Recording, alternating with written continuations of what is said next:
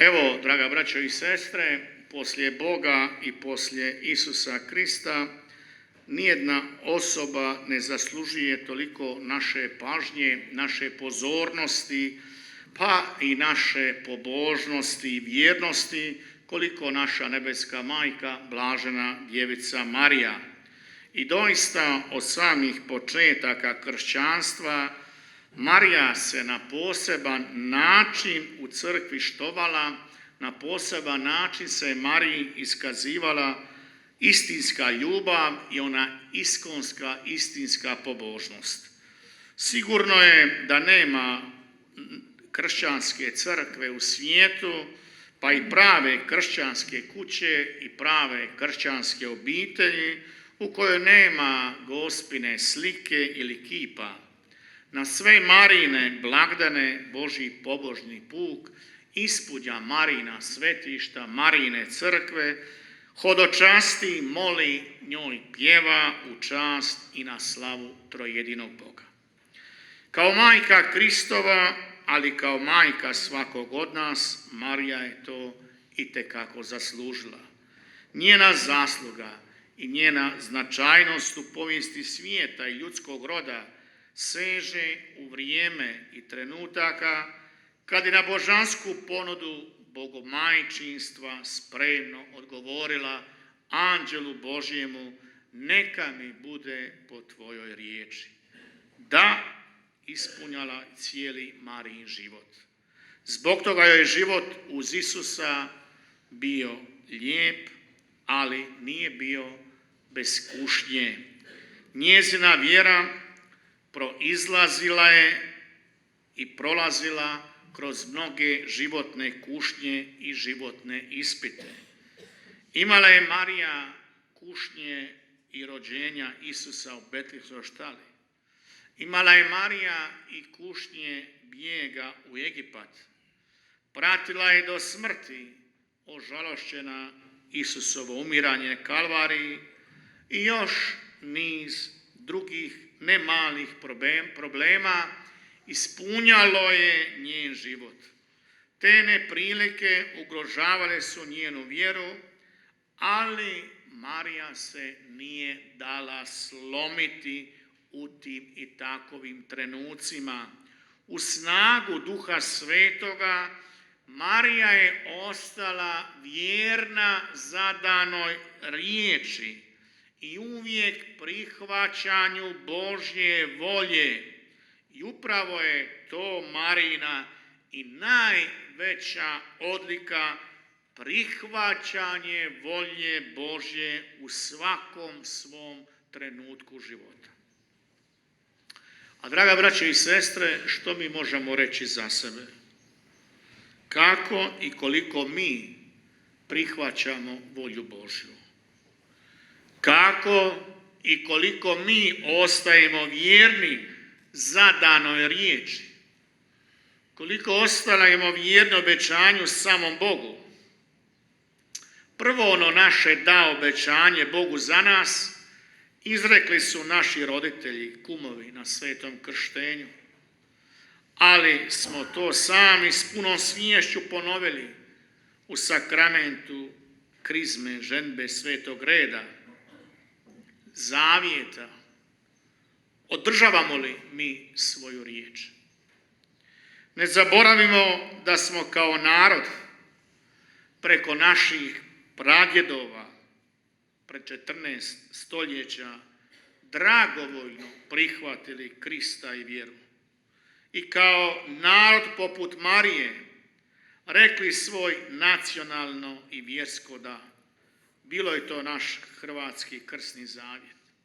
I baš, braćo i sestre, po krsnom zavjetu naši su tragovi ušli duboko u hrvatsku zemlju, u hrvatsko tkivo, u zemlju koju smo krvlju natopili, ali smo samo časno, braneći ognjište svoju slobodu i svoju svetu vjeru. Zapamtimo da bi naš hrvatski identitet i trajnost na ovim prostorima bio neodrživ bez krsnog zavjeta i bez ove naše svete vjere. Da smo ostali narod, da smo stali na svoje noge u slobodi, da znamo ko smo, što smo, čiji smo, zasluga je Boga trojedinoga, ali zasluga je i naše drage nebeske majke, naše drage Gospe, zasluga je i naše crkve, njenih pastira, ali zasluga je, braćo i sestre, i naše vjere. Možemo biti ponosni što usprkos svim nedaćama kroz povijest naša vjera u Boga i ljubav prema Gospi, evo, nije splasnula, nije nestala, a to nas obvezuje da višestoljetnu vjeru našeg naroda prenosimo na nova pokoljenja. Znamo da vjeru nije lako živjeti. Znamo da vjeru nije lako svjedočiti u današnjem svijetu koji se otuđi od Boga, svijetu koji stvara civilizaciju egoizma i smrti. Ali za nas, braćo i sestre, drugog puta nema. Moramo se oduprijeti mentalitetu grijeha, mentalitetu svijeta koji sve gleda kroz novac, zaradu, računicu. Moramo se oduprijeti načelu čist račun, duga ljubav, jer prava ljubav nikada ne računa. Istina je, nismo sveci, nismo bezgrešni, naprotiv. Stoga nam je svima nužno obraćenje na koje poziva nas Sin Božji Isus Krist i njegova crkva. Obrati se i vjeruj. Utecimo se, draga braćo i sestre, našoj nebeskoj majici, dragoj Gospi, molimo je da nam pomogne obraćati se, da nam pomogne opsluživati Božju riječ. Isus nam je nju dao za majku s ciljem da nam bude majka brze pomoći, da u nama ta majka rađa ljubav, rađa vjeru, rađa nadu, da u nama rađa pravog Krista. Uz njezinu pomoć uspjećemo, braćo i sestre, živjeti svoje krštenje, živjeti svoj krsni zavjet. Uspjećemo s njom promijeniti pokvarenost na zemlji. Uspjećemo s njom ovu civilizaciju egoizma i smrti učiniti civilizacijom ljubavi i života. Zato evo i večeras molimo je, presveta Bogorodice, umnoži nam vjeru, učvrsti nam nadu, ojačaj našu ljubav da prolazimo ovom zemljom čineći dobro, da ustrajemo u pradedovskoj vjernosti, Petrovu nasljedniku, u zajedništvu katoličke crkve. Nebeska majko, primi u svoje srce naše vjerničko, naše ljudsko i naše narodno postojanje. Najvjernija odvjetnice naša, na braniku stoj, čuvaj našu svetu vjeru i hrvatski dom. Amen.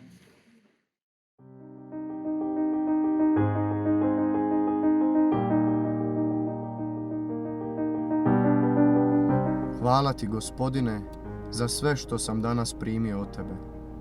Hvala za sve dobro što si mi danas iskazao, za kušnje kroz koje si me provlačio. Hvala ti za pomoć koju si mi pri radu i u životu pružao.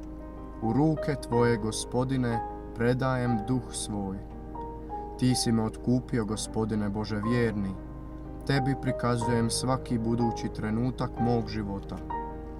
Molim te da nadamnom bdiješ, da me štitiš, braniš i čuvaš.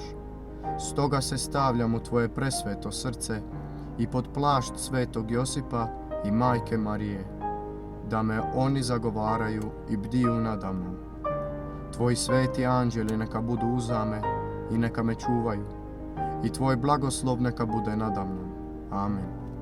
Slava Otcu i Sinu i Duhu Svetom, kako bijaše na početku, tako i sada i vazda i u vijeke vjekova. Amen.